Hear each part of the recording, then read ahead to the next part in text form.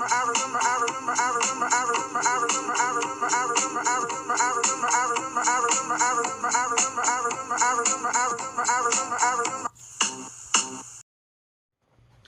good morning. My name is Willie Lawson of the Morning Report. I trust that you are well this glorious. It's January 5th. January 5th is not a holiday. I have to work today. Not a holiday. But I hope that you had a wonderful Independence Day yesterday, that you were able to attend something possibly, or you were able to watch Fight Back Media TV, where it was patriotic music all day. Today is Monday, and today is KrisAnne Hall Day on Fight Back Media TV. KrisAnne Hall all day today, so you want to check that out. A bunch of her videos on any number of topics are playing on Fight Back Media TV right this very minute, so you want to check that out for sure. And you may even get lucky enough to see the trailer for the movie or the documentary Non-Compliant, and you really want to see that. We're trying to get a local showing here. The world premiere was on July 2nd, yes. And you can go to noncompliantmovie.com for more information. Noncompliantmovie.com for more information. My friend KrisAnne has been my friend for years, and there is nobody who is more solid in the things that we ought to be solid in, the things that we ought to know about, than KrisAnne Hall. So you want to check that out for sure. It is. I had some thoughts on Independence Day, but I didn't. I really don't want to cause trouble. I don't really want to be the guy who causes you to get the warning on Facebook that you've been exposed to something that may be harmful, because I'm not exposing you to anything that's harmful. If I'm exposing you to something that you might not have been exposed to before, I'm just exposing you to new truth. New truth for you. That's all I'm exposing you to. I'm not exposing you to anything else. So my post from yesterday, which is a post that I had planned on doing the show on today, and the video for Fight Back Media TV here on, you're probably seeing this on Tuesday on Fight Back Media TV. It's already up on hopefully it's up on YouTube already. It's 4 things that I think that we ought to really focus on. 4 things that I think we ought to focus on, seeing that this is the 245th year of our nation. And I think that we've gotten away from all of these, and we need to get. And if you're really interested in taking your country back, you're gonna have to start here. The first thing is, we've all heard the phrase "all politics is local." I don't know if that's true, but what I'm sure of is that the most important politics is local. The most important things are happening right around you. So we should really invest most of our time in local politics. And I would say school board first. If the education of our children is indeed the most important thing that we do, then it would seem like the school board is a great place to start. Not only with attending meetings and being an involved parent, an involved citizen at school board meetings and local schools, we're talking about all the way to maybe running for some of those offices, and making sure that we stay abreast of what's going on, what's being taught to our youngsters, in our local school districts. Now some of you may think, well, you live in a small place and there's one elementary school and one middle school / high school, and maybe what's happening around the country isn't really, happening to you. Or you have your kids at the Hotchkiss private school, and you're really sure that isn't happening. I can guarantee you that whatever's happening in California, so some of it at some level is happening in your school. I guarantee it. And the only way that you can disprove that is that you get involved, and that won't be a bad thing. And that won't be a bad thing. So school boards is first. And the next step for me is city councils, city commissions, and mayoral races.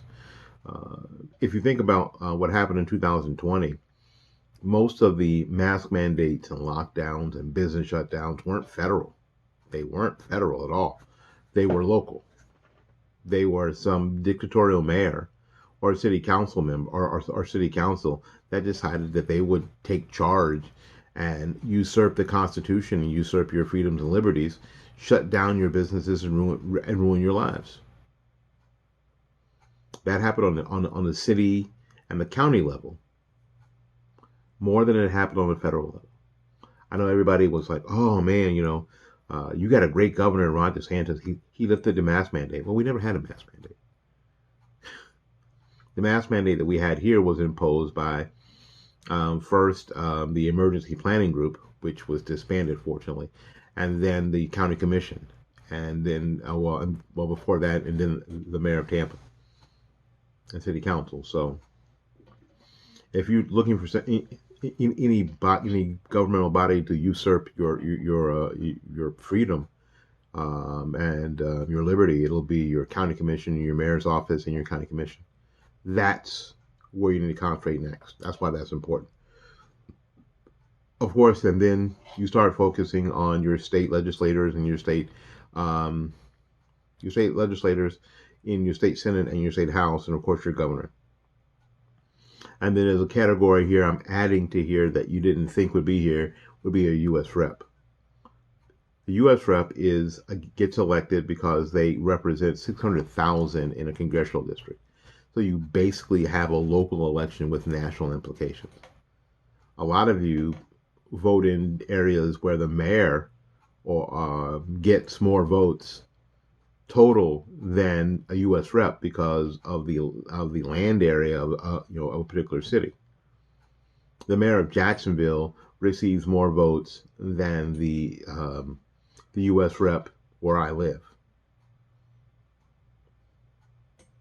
So a lot of times U.S. reps races are local races with national implications. So it's really important that we stay focused there. And again, if we can stay focused where we are, we're going to do a lot better. I promise we're going to do an awfully lot better if we can do that. All right. Gonna do one more and then one more of these, take a break. Single issue bills. I was perusing Twitter. Oh, Twitter is such a dumpster fire. And there was a tweet from Ted Cruz, and of course some of the immediate feedback was, what, if you are so interested in funding the police department, Ted, why did Republicans didn't vote for? Well, you know what? You know why? It wasn't because Republicans want to defund police. That's not it at all. It was that there was other stuff in that bill that you couldn't vote for. And this has been a habit, and not just by Democrats, by Republicans as well, as to include things in bills that don't go together. So what we need is single issue bills. Single issue bills. This bill is about this water bottle.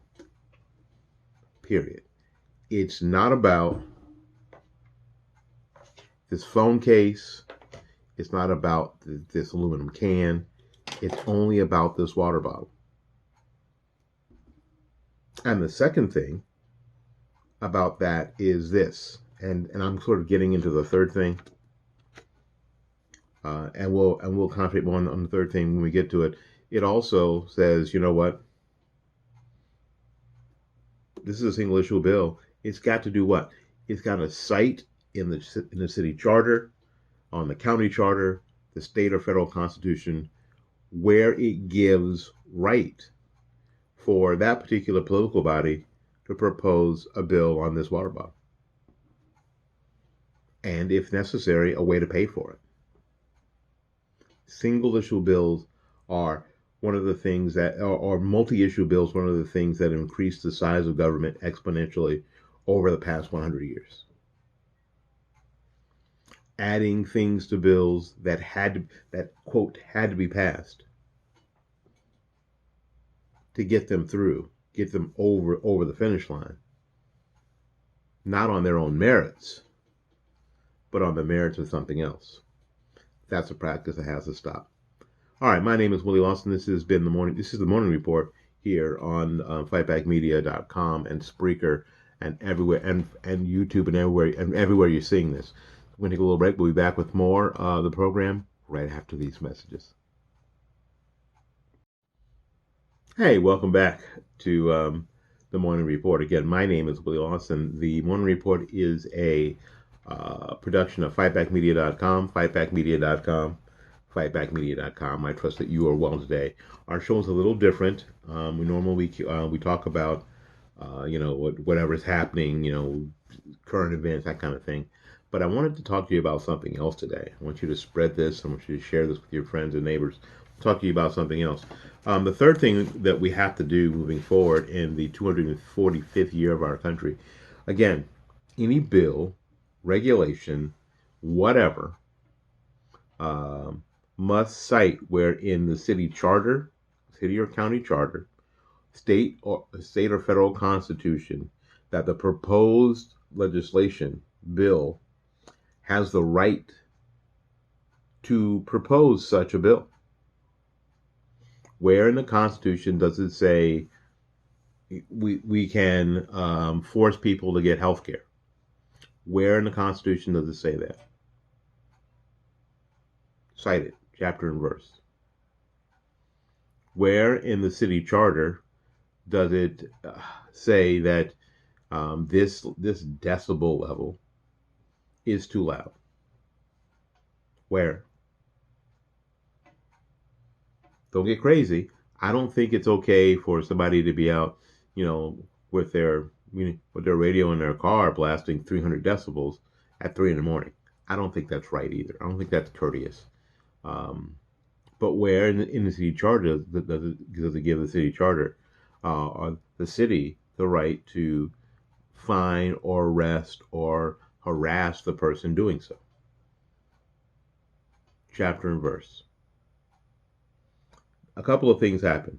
It that will end this continuous, never-ending government overreach on every single thing. You've got to say this is where we get the authority to do this. It also stops an ever-increasing budget deficit because, like I said in the other one, the idea of the government says, for instance, we have to stop all this noise pollution, and so we're going to, in this ordinance, we're going to put together this task force. When they say put together this task force, nobody's doing it for free. Somebody's paying for it. So the price of government just went up. So it went up, and it is extra budgetary. Didn't go through the budgetary process. It's just going to cost taxpayers more money out of the clear blue. I don't know where people are going to get that money from, out of the clear blue sky, I guess. But before you can do that, we should make sure that whatever ordinance, whatever law, whatever regulation has a basis in the founding document and a tax neutral way to accommodate it if indeed it's necessary. Sometimes things won't need money. But if things need money, then they have to find a tax neutral way to do it. Well, until it can be included in a budget. And the only way that it can be included into a budget is that, of course, it gets passed and it passes the muster of can the city, because their charter, actually do this thing. All right. Number 4. Only citizens may vote in any election. Now, I know that seems crazy that I have to say that, but there are more and more cities in America that are deciding to let people who are not citizens vote in local elections, school board elections, for instance. More and more cities are deciding that that's a good idea because they're not national elections and their kids go to schools too, and on and on and on, and they're involved in these schools and they want to be involved in who picks school board people. Some districts are now, even, especially in California, are now allowing people who aren't citizens to serve on school boards. Well, here's why we don't do it. First reason is that we want to protect our national sovereignty. First reason is we want to protect our national sovereignty. Uh, um, sovereignty. That's the first reason. Second off, we want to make sure that people who have skin in the game, tax-paying citizens, are able to make decisions for themselves.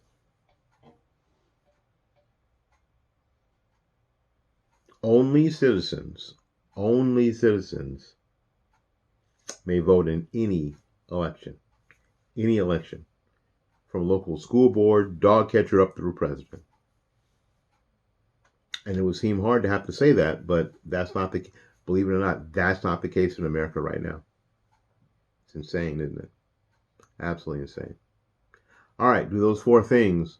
We'd be on the road to improvement here for the next 245 years. We'll be right back, right after these messages.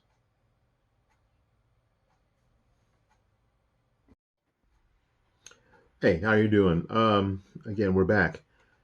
A couple of days ago, we did. I did this piece, and you heard an audio version of it. But I wanted to do a video version of it today. It's called "Are we mature enough to live in a free society?" That's one of the questions that I've had over the past few days, and I don't have an answer for it. So, does there seem to be a great number of things that demand your attention and your outrage these days? So for me, the advent of social media has heightened my awareness of all sorts of things that I could not care less about. It has amazed me in the past 10 years what extreme positions people are willing to take over things that don't matter at all. What color is the dress? Remember that? What sound do you hear? We still get some of those every now and again. What life matters? All these things and so many more have been bones of contention as of late. Social media gives us that wall of anonymity to hide behind. It's like not being able to resist the temptation to yell out something inappropriate in a dark theater. So this is the root of my question. Are we mature enough to live in a free society? The general definition of mature is this: having completed natural growth and development. So the definition leaves me wondering about most people in our society, frankly. Here in the United States, some very well-meaning people, maybe, have dedicated their entire lives to making it easier for their children. And I wonder if this has led to an arrested development. This is thus has led to not being able to complete natural growth and development, thus a lack of maturity. One of the definitions that I often use for maturity is the ability to mind one's own business. It comes with the ability not to be overly concerned with things that don't impact the quality of your life. Trigger warning, trigger warning. June has been deemed as Pride Month. This is an entire month that promotes the LGBTQ plus community and lifestyle as if it were normal, healthy, and beneficial to society. My personal feelings aside, I again couldn't care less what people do within the confines of their homes and relationships. Now, I have strong beliefs and opinions, but I don't care what you do. Don't break the law or ask me to pay for it. Oh, and if you don't want my thoughts, beliefs, and opinions, don't ask me. Now, some of you may put me in an uber conservative category. And if that makes it easier for you, then go right ahead. The sad truth is that most of those that confess conservatism aren't, because conservatism requires the highest level of maturity. A conservative has to be able to let others enjoy the same level of freedom that they do. Conservatives have to allow others to enjoy the same allow others to enjoy the same freedom of speech, association, politics, religion, and sometimes other people's decisions rub 180 degrees to our own beliefs, thoughts, feelings, and opinions. For instance, Gwen Berry, a name that you did not know and will soon forget, was able to raise the ire of so many Facebook conservatives. With her behavior at the U.S. Olympic trials recently, Miss Berry decided to behave like a petulant child instead of just standing there quietly doing the playing of the national anthem. And it was her antics that brought out the keyboard conservatives with their immaturity in full display. Miss Berry made choices that she was free to make as an American. Horrible choices, right? But this is kind of the whole point of America, right? That we can speak out in such a way. Bill Cosby, the beloved comedian, has been released from prison and his sentence revoked. Why? Well, because the Pennsylvania Supreme Court found prosecutorial misconduct in the case. And before the Me Too movement maniacs could find free Wi-Fi for their iPads, the conservative keyboard cowboys were busy railing against the very same principles that they say they represent and support. The court found that the state participated in some shady behavior to win a conviction against Mr. Cosby. And as much as that may make a happy ending in a Lifetime movie, it must not be how a court in America operates. So personal feelings aside, I'm thrilled the system worked. And Mr. Cosby is at home sleeping in his own bed. And for those that continue to say that this was impossible, that this was only possible for people who have wealth, yeah, you're not wrong. The good thing is, though, that they've already cut a path for us. The only thing it cost was 2 years of Mr. Cosby's life. So your gut reaction and emotion about Bill Cosby doesn't matter. It's the rule of law that a mature person is focused on. Those that are mature and able to stay focused on what's important and have a non-wavering set of standards that guide them through life without being tossed to and fro by the whims of popular opinion and emotion. Are there enough people in America that live like this? Are there enough mature Americans to save it? My name is Will Lawson. This has been the Morning Report for July 5th, 2021. Until we see you again, go out there and learn something, love somebody, and for goodness sakes, y'all take care of yourself. We'll see you when we see you. Bye-bye.